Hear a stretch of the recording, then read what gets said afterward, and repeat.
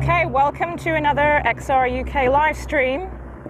I'm your host, and today we're here at Hamble oil terminal in Hampshire on the Solent, and we're here blocking this BP-owned oil terminal, blocking two entrances to protest against government and oil industry greenwash. For too long this has been going on.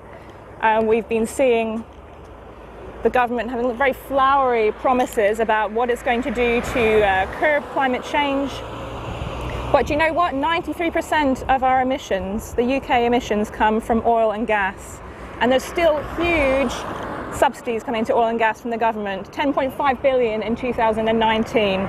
So we're here today to call them out, call their bluff and say, what are you doing? Get rid of the greenwash.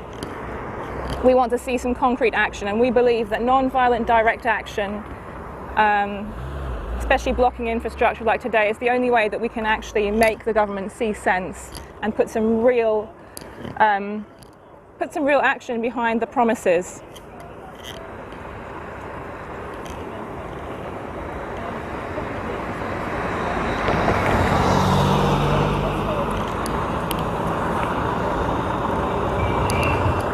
We've got rebels here today from Hampshire, Surrey, Sussex, Brighton and Hove, and even Oxfordshire. This is an XR Southeast action.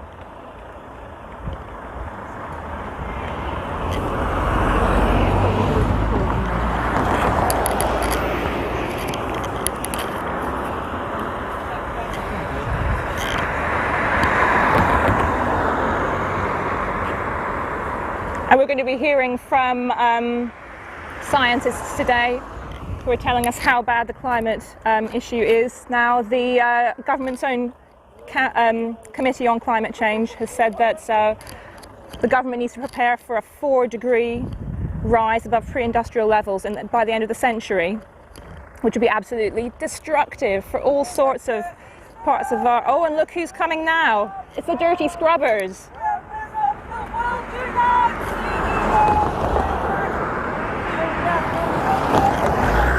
Dirty Scrubbers seen all sorts of actions lately, and here they are again. Oh look, Doc! There's another one popped it from them bleeding barrels. No, BP said they've gone green. Oh look! Poor little things. We thought you were dead and gone. Oh, you did.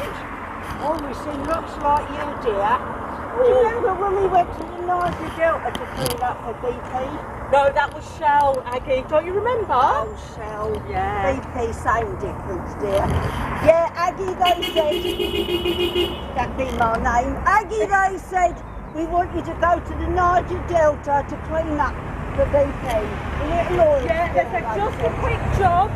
Yeah. We'll be done. We need to be seen to be doing something, didn't they, Aggie? Little oil spill my arse, I tell you. You can't breathe for the fumes.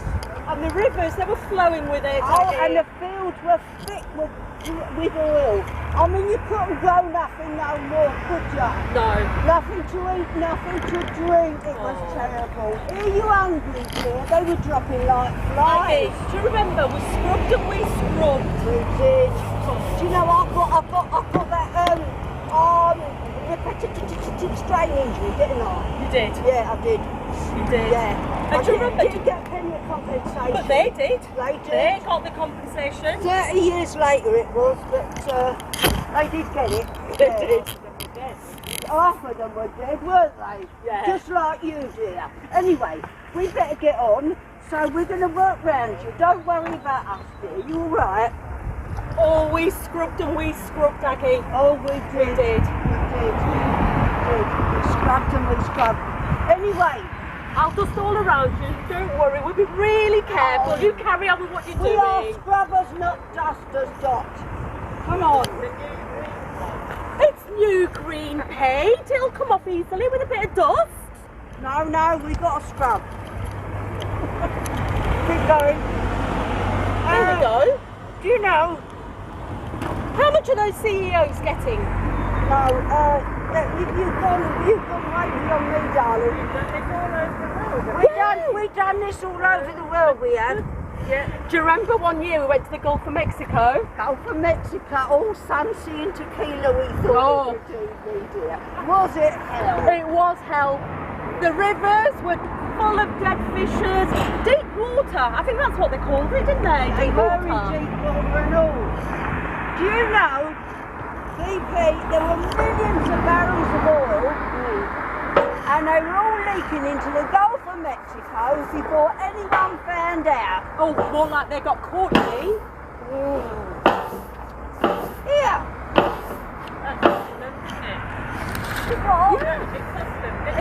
That cost them, didn't it? Yeah. 50 million nicker it cost them. 50 million nicker it cost them. Mind you, But that's small change to them, Aggie. it's small change.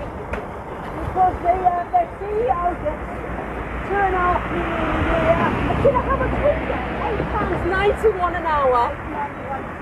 Shame. Yeah. What's going on here? I thought he said green.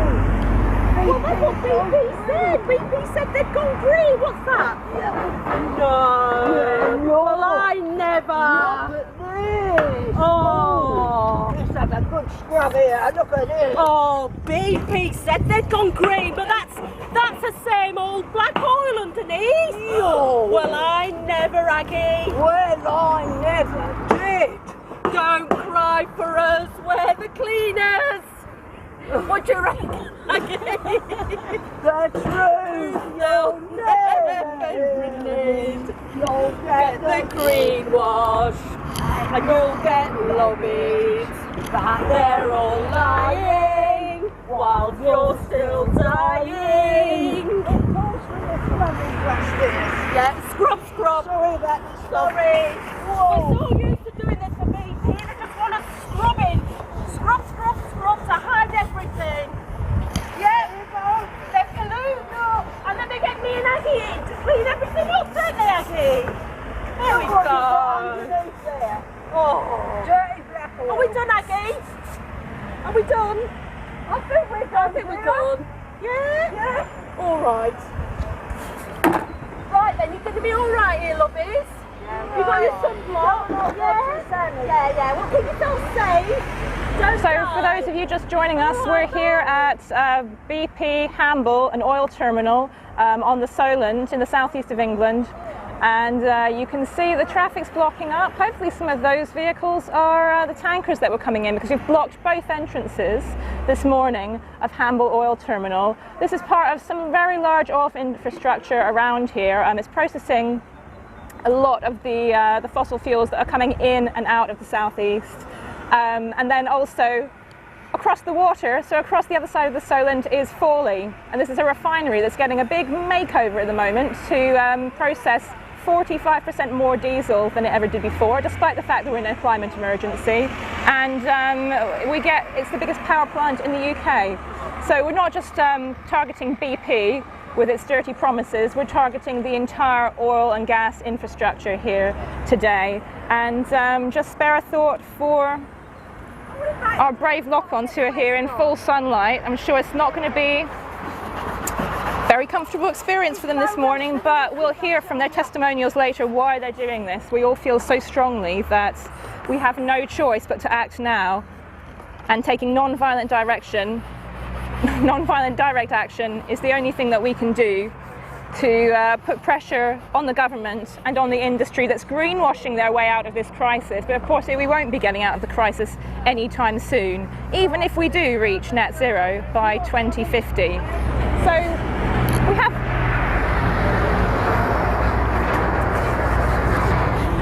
we have actually blockaded another gate. We've blockaded another gate around the side. So in a few minutes we'll go around and see what's going on at gate number 2, at the side gate, and see if we're disrupting business as usual here a bit. Of course, that's not our main aim. We don't really want to disrupt anyone, and none of us really want to be here at all. We want to be carrying on with our daily lives, but we're protesting in a non-violent way because we believe that's the only way that things are going to change.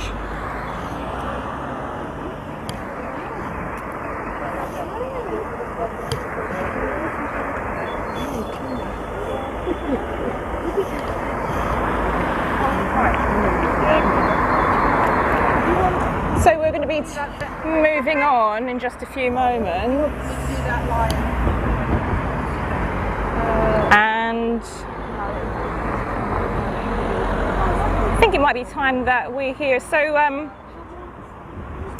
we are protesting against BP. BP obviously is one of the big oil companies, and they have a really, if you go onto their YouTube channel, they've got some really sort of beautiful, leafy, cursive writing videos about about what they're doing to get down to net zero, and that they're not taking into account any of the oil and gas they've got out of the ground that actually will be burnt by all of the industries that use it. Like I said at the beginning, 93% of our emissions in the UK come from oil and gas. So whether it's your fast fashion, or whether you're going abroad on your holiday by plane, or whether we're heating our greenhouses for the food that we eat, most of that's coming from oil and gas. And BP has very few plans about what it's going to do about this. They said they're going to be relying on carbon capture, they're going to be relying on blue hydrogen. Oh look, there's the police behind me.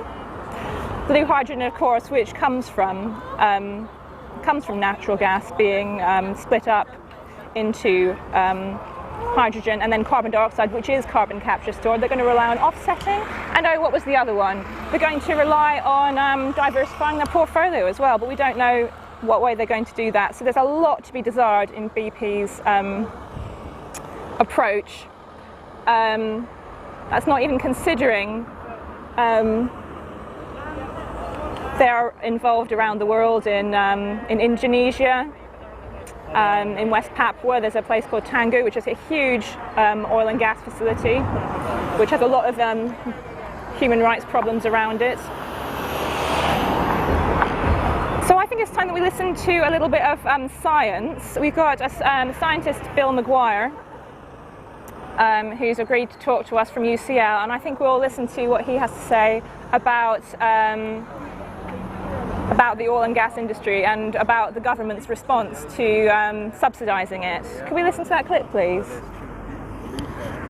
I'm Professor Bill Maguire. I'm Professor of Geophysical and Climate Hazards at UCL, and I have a huge interest in the climate emergency and its impact on our civilization and on my kids as well.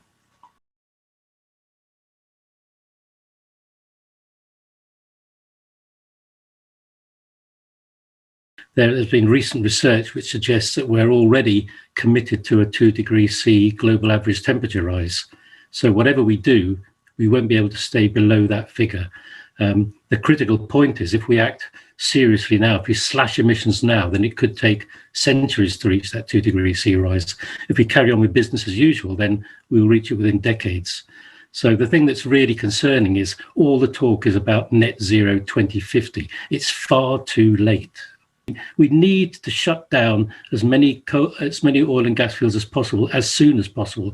And that means, this year, the International Energy Agency said if we want to have any chance of reaching net zero by 2050 worldwide, then all development of new oil and gas fields has to end this year.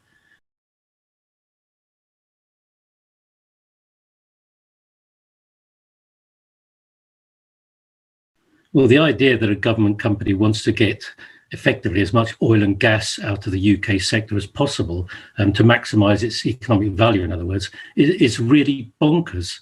They say that it fits with the government's net zero by 2050 policy, but first of all, I take that with a very large pinch of salt. And secondly, that's the wrong way around. What should be happening is that we should be winding down production in the North Sea of oil and gas, transitioning as quickly as possible to renewables so that we can reach net zero earlier than 2050, not match 2050. That's the wrong way of looking at it.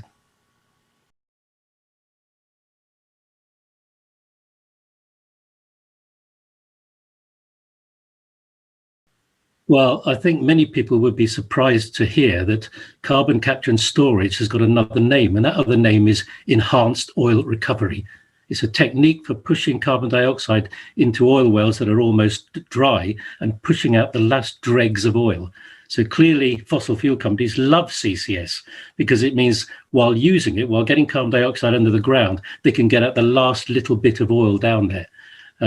But we've never done CCS on a massive scale. We don't really know what the problems might be, particularly in terms of leakage, for example. It's massively costly, it's energy intensive. It's just not the way to go. This is a fossil fuel industry driven initiative, and that just says everything about it.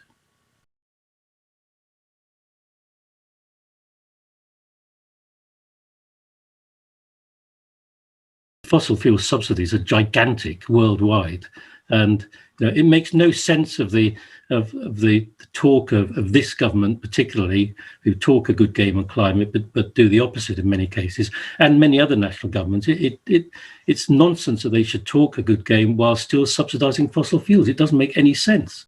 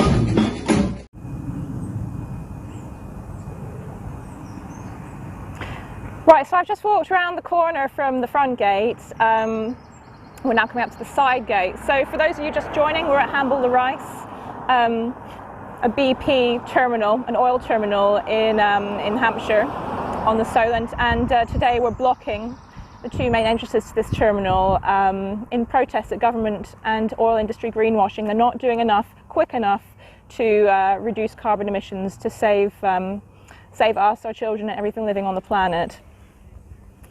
So we've just heard about why we're protesting against BP, and we're actually really excited that a few days ago there was a historic ruling in the Dutch courts that Royal Dutch Shell, they've been forced to reduce their carbon emissions by 45% by 2030, and this was brought by Friends of the Earth Holland and by 17,000 plaintiffs on their behalf. So like I said, this is historic, and we're really hoping, along with a lot of other activists, that this might actually bring a game change, that the law can be involved in pushing government and the oil industry to not just have these broken promises that we keep piling up one after another, but to actually put some meat behind policies, and for there to be penalties if they don't do so. So I'm going to turn now to our second gate, and we're going to go see what's happening there. You heard from Bill McGuire just now about why he's totally unsupportive of the Oil and Gas Authority's maximum economic recovery policy, which is just absolutely nuts. As he said, we're trying to decrease our carbon emissions, yet we're still saying that companies legally must be taking as much oil out of the ground as possible, otherwise their claims will be taken away from them and they'll be given to somebody else to do. So we've reached gate 2, where our banner says fossil fuels are killing us. Our brave rebels here today and our lock-ons in the sun. People from all over the southeast, Sussex, Surrey, Hampshire, Oxfordshire and Brighton and Hove. Let's see what the scrubbers have to say about the government and the maximum economic recovery policy. I'm actually a captive audience. Come along, ladies. No time to lose. Oh, I'm looking forward to this. I've got me cosy and all. What for? Well, you said we were coming to Mergate. Not Margate, Mergate. Mergate is like Watergate, but murkier. Way, way murkier. But right now, your job is to make that object that is definitely not an oil barrel nice and clean. Do you understand that? Oh yeah, we understand all right. Look, we've got a couple of sunbathers here. Sunbathers. They're riff-raff. Ignore the riff-raff. Now Boris wants this to look nice and green and clean for the G7 summit. Oh, Boris. Boris, have you met Boris? Boris. Would you like it? Clean and green. I've got it. Clean and green. You'll get a lovely tan here in Moorgate. Lovely.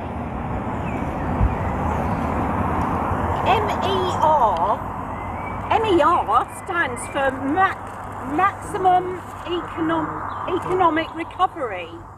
That's when they squeeze every bleeding drop they can out of this, every bleeding drop of oil and petrol and gas out of this country by 2050. Well, I think that sounds sensible to me. Sensible sounds like closing the door after the old nags run off by my counting 20 years too late. I don't expect you ladies to understand the complexities, but love is simply a repetition of the UK's oil and gas industry as a solution. A solution. Rather than an impediment to the government's carbon neutral target. Carbon neutral target. See? Yeah. You can't do that. You can't do that and still say you've gone green. Of course you can. Boris says so. And what Boris says, Boris does. Oh, Phyllis, Boris this, Boris that. Get your bleeding nose out of his arse, love. Yes, I'm afraid we've got a bit of a problem here. We've got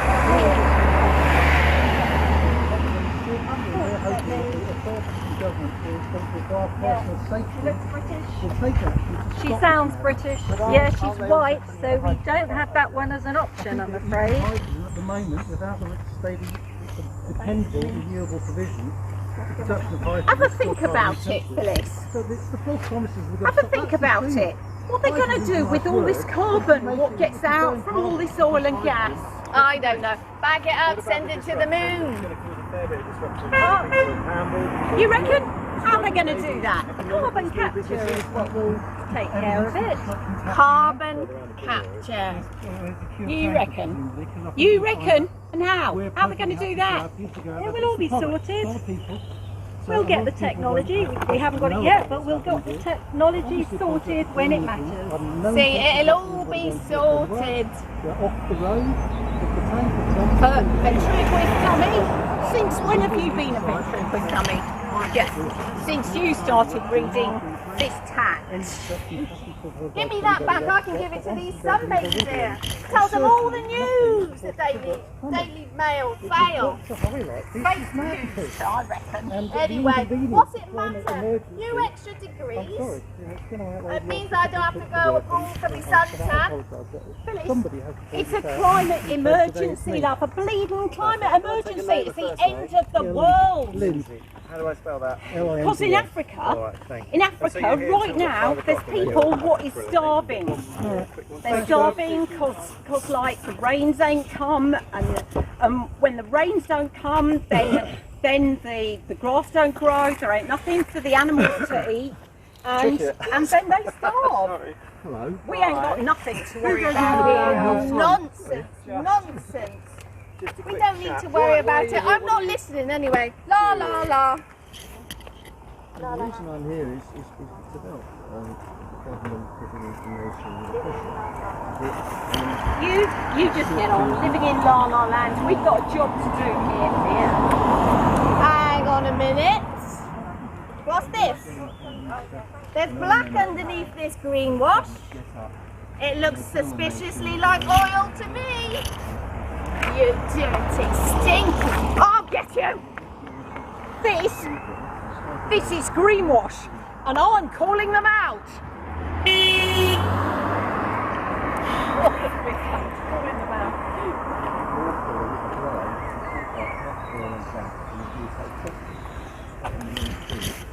For those of you just joining us, we're here today at BP Hamble Terminal.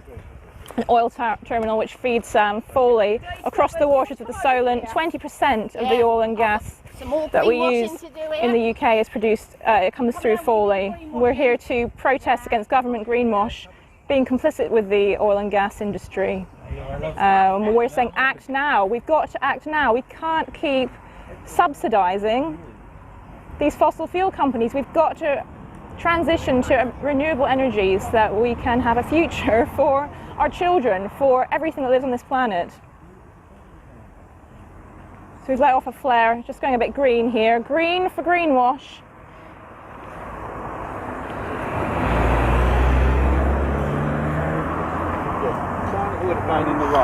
And we're calling on the G7 countries, the G7 representatives that are just about to meet in the coming weeks, to say, really, you need to act.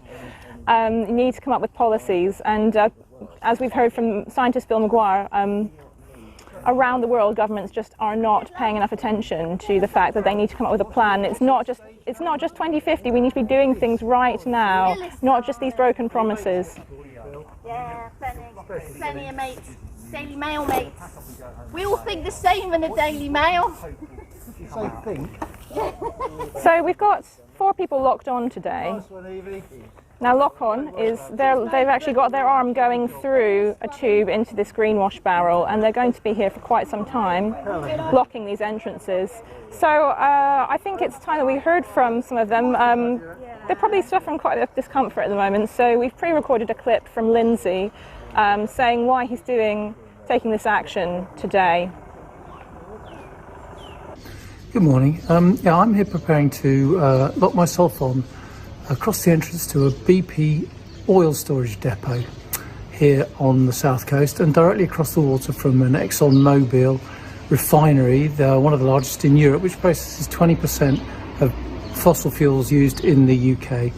I'm here to raise awareness and draw attention to this site, which not many people, or not enough people, know about.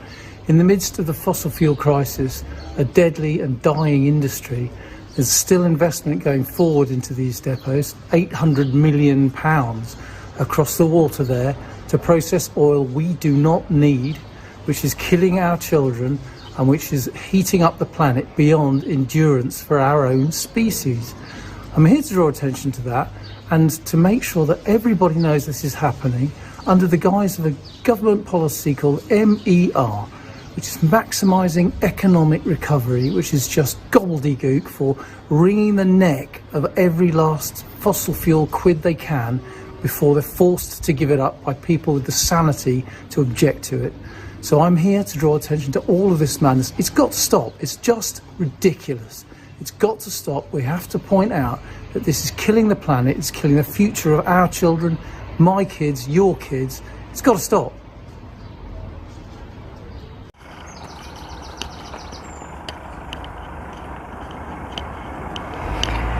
So we've just heard from one of our lock-on rebels, recorded obviously before he was lying down on the warm concrete at Hamble, the Rice. The next lock-on right next to him is another of our rebels who's going to say a few words directly from his position prone on the ground. So let's see what he has to say about why he's blocking this terminal today. I'm taking action today to highlight government greenwashing around the oil and gas industries. My actions might be seen as extreme. People might wonder why on earth I'm doing it, why I think it'll make any difference. This is one of a number of actions taking place across the country in the run-up to G7, which again is in the run-up to the COP26 summit in Glasgow in November. G7 brings together the world's most powerful and influential leaders, but they are the global north or the global rich, and the decisions they make impact the entire planet. And it's the global south or the global poor that carry the burden of climate debt. G7 have the power to take on the fossil fuel industry, but since the Paris Agreement, they have increased subsidies to oil and gas, meaning that globally fossil fuel companies are planning to spend a further 500 billion on major new projects. That's our taxes, our money, paying for Global South's suffering, floods, droughts, hurricanes, you name it. So my actions might seem a bit insignificant in comparison with all that power and wealth, but if enough of us take a stand to highlight their greenwash and their lies, then it can work. It is working. The movement against big oil had some massive wins last week, so if enough of us just keep up the pressure on the government, it can work. It is working. And I will do everything in my power to force the government to act now.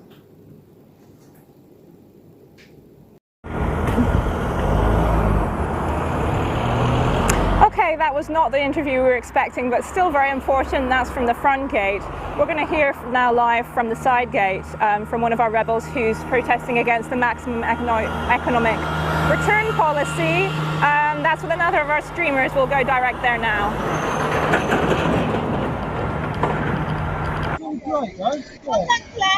Right. Good morning. You seem very highly motivated to be here today to send a very strong message to BP about the greenwashing that it's undertaking at the moment. Would you like to share that message with us? Well, I guess we've got a number of messages. One main one. Sorry. Is basically the way the government are handling and broadcasting progress on the climate emergency. If you remember, and many people will remember, people like Boris Johnson, some of the other senior cabinet ministers, Hunt, Michael Gove, all stood up and said to the public, we are leading the world in our efforts. We are leading the world in efforts to combat climate change. Well, what I'd like to do today, what we all like to do, is broadcast this. The Oil and Gas Authority, which was a government entity which was created about 6 years ago, was created solely and exclusively for the purpose of maximising oil and gas extraction from UK, both offshore and onshore, North Sea. And you've got to ask yourself, does that fit in line with all the science which is said for years and years and years that we rapidly must move away from our use of fossil fuels? Fossil fuel use and the greenhouse gases which emit from it as it's burnt and used for fuel are the overriding cause of global warming. It's just a fact. There's no doubt about that. ExxonMobil knew that in the 60s and 70s, but decided they would keep it quiet because it would affect their share price. So I am absolutely dumbfounded that the British government can keep plugging this. We lead the world in this. We lead the world in that. We lead the world in our progress against the emissions reduction targets. Another thing, if you go across the water to Fawley have just expanded their diesel fuel production. They built a new plant, extended plant, and they're going to be in a position where they are going to be pumping 38,000 barrels of diesel fuel, not every month, not 38,000 barrels of these extra diesel fuel every week even.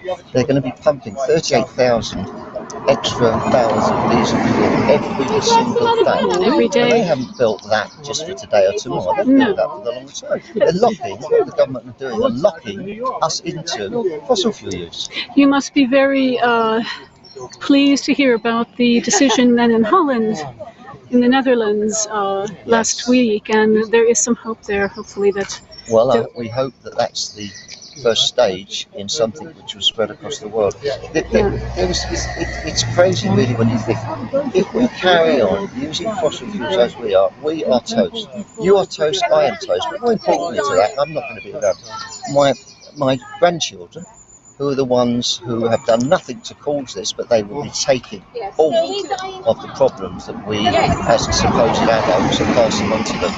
It's absolutely criminal. What the government is doing is deceiving the public into thinking we're on some path to sustainable living, to sustainable earth. Yes. People don't realise that a sound and solid economy is based on a sound and solid environment, not the other way around. That's lovely. Thank you very much for your comments, and I hope you don't turn to toast today. Thank you very much. What do you think about masks? Let's see if we can hear. He'll tell me. Right, we are back on the front gate now with our lock-ons saying broken promises, burning planet. Really somber message here today, and we've had such weird weather in the last few months. We can just, you know, every few months we seem to have an event which makes climate change more palpable to us. So I'd like to talk to our final interview from one of our lock-ons, find out why she's here today, probably very uncomfortable on the ground. Hi, how are you doing? I'm going to bring my microphone to you. I'm not too bad. I've prepared a statement to explain why I'm doing this. I'm protesting today to highlight the hypocrisy of BP's greenwashing words compared to their actions. BP have known for 40 years that the extraction and burning of fossil fuels was and is heating the planet, disrupting the weather systems, as we can so clearly see, and endangering the environment and life on Earth. We already have more fossil fuels than we can safely afford to burn. And yet BP are still drilling in the Arctic, developing a mega project in Australia and fracking in Patagonia. They refuse to set targets in line with the Paris Agreement and urge their shareholders to vote against the Paris Agreement climate resolution. They are one of the most environmentally damaging companies in the world, and yet they recently had the audacity to run a campaign asking us, the individuals, what we are doing to reduce our carbon footprint. The hypocrisy is staggering. No amount of recycling, walking to work, meat-free Mondays are going to have the impact that is required. For the scale of change needed, companies like BP must stop greenwashing and start acting like there is a climate emergency.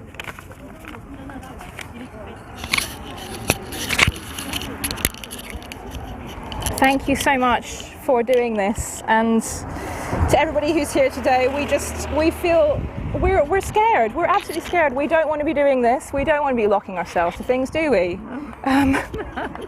We don't want to be out standing on the road filming things that, you know, we feel like there's absolutely no choice now. We've done all the things that people usually do when they're concerned. We've been signing petitions, talking to our MPs who don't usually listen to us, and we have to be out here, and we're totally non-violent. As you can see, we are here to bear witness and to be on the right side of history. So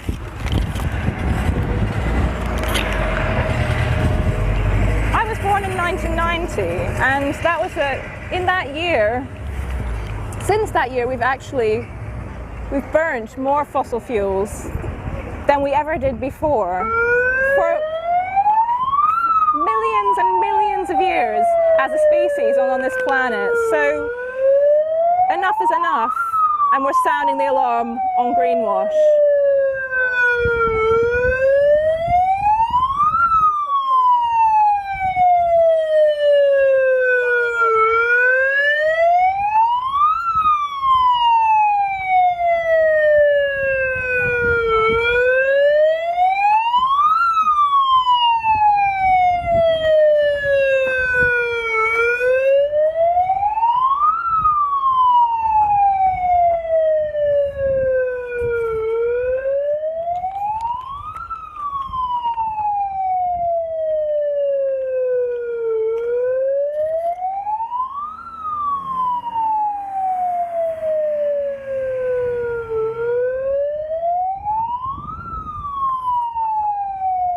We're in the middle of a protest here at Hamble.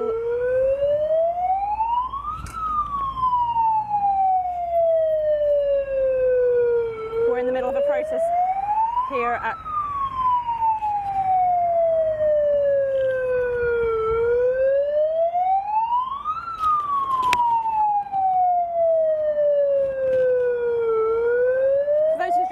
joining us. We're here at Hamble, the rice oil terminal. We're protesting against government inaction on climate change, and they're greenwashing, subsidising fossil fuel industries like BP that owns this facility. We're saying, act now, enough of your broken promises. We're calling on G7 to get a grip and really stand up for those that they represent when they meet in the coming weeks.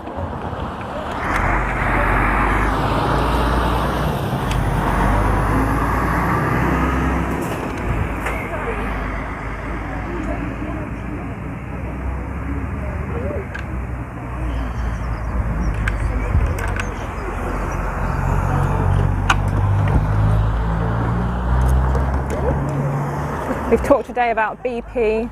It's one of the big oil companies in the world, how they have a really poor environmental record with the Deepwater Horizon tragedy in 2010 and their greenwashing reliance on carbon capture, and then the MER governmental policy. Maximum economic recovery of fossil fuels has to stop now.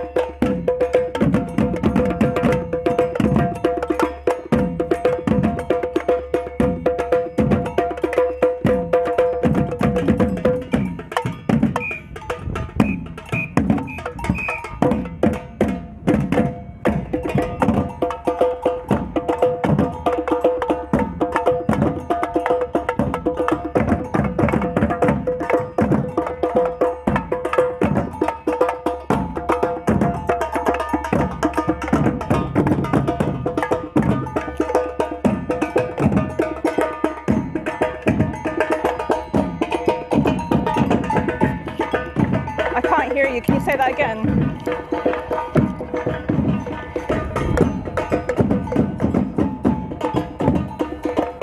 Yeah.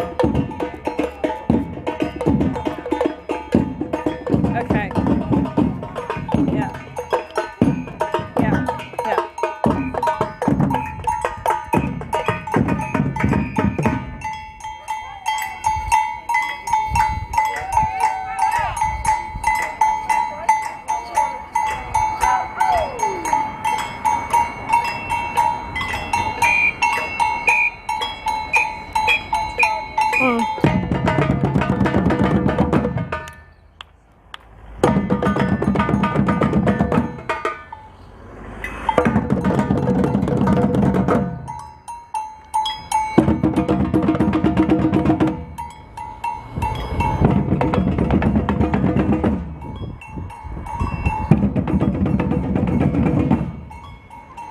Some of our rebels are starting to sit down in solidarity with the lock-ons.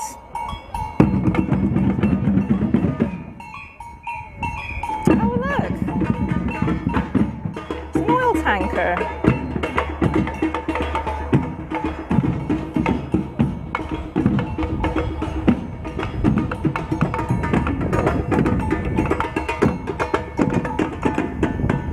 So we sounded the alarm on Greenwash today. I think the locals and BP have heard us loud and clear.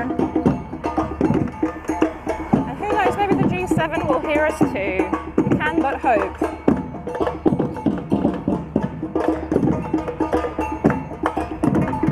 Nice to see a television crew here,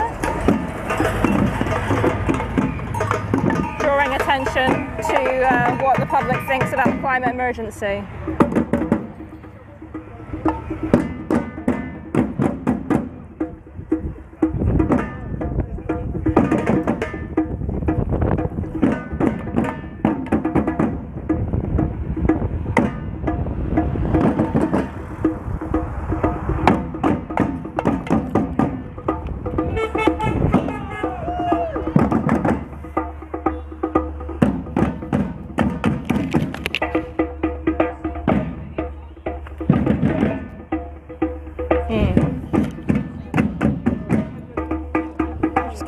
shade to our lock-ons here, and we're going to see what's going on over at gate 2, where I believe there's also some samba bands and people starting to join in solidarity, sitting on the line of protest.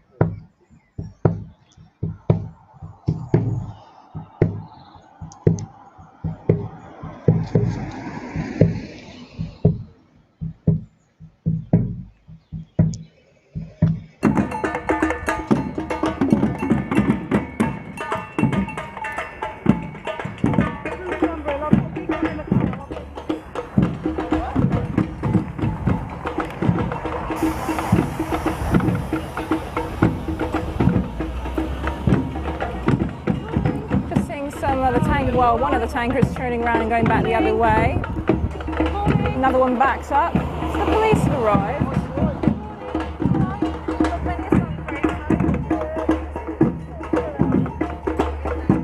Asking about sun cream. Well, I think they're planning to be here for a while, but we really don't know.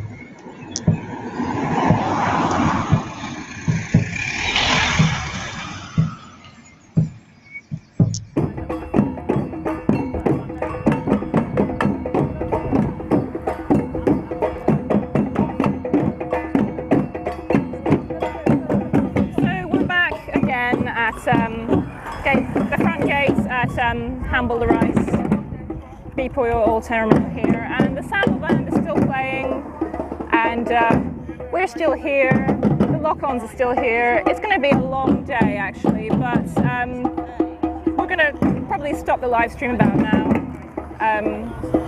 because as I said, it's going to be long, sunny and hot, but you'll be able to see updates of how this goes on Facebook, various Facebook channels. So I'm just going to finish with, thanks for watching. I'm going to finish up with just one shot here.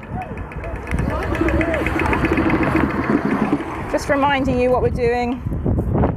We are protesting against government greenwash at Hamble the Rice oil terminal.